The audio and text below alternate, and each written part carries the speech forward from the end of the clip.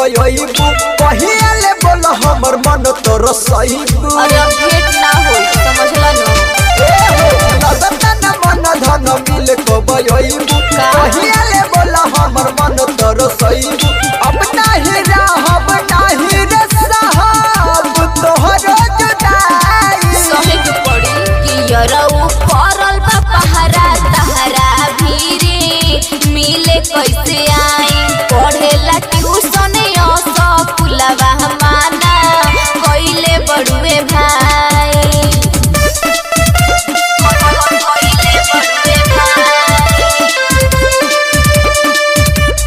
पढ़ेला ट्यूशन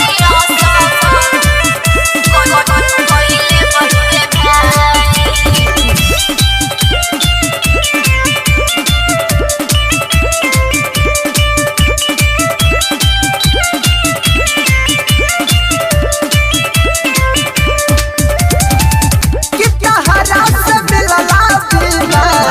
छछनता मनावा बोला रानी कब होई कि तोहसे मिलाना।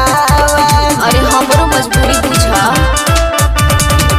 कि तोहरा से मिलला बिना छछनता मनावा बोला रानी कब होई तोहसे मिलाना।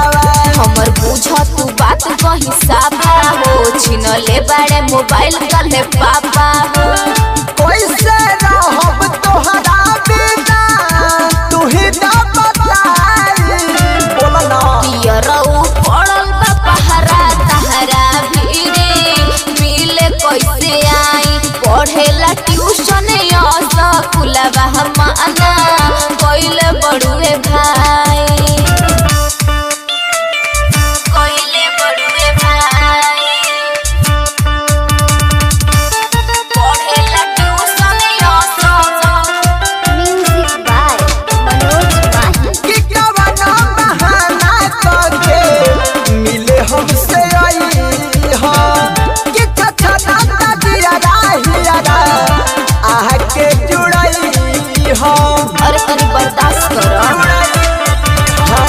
कि कवना बहाना करके मिले हमसे आई हा कि छछना दियारा हियारा आके जुड़ई हा। तुमसे कहता पायल प्रीति हो कुछ दिन और जाए दो बीती हो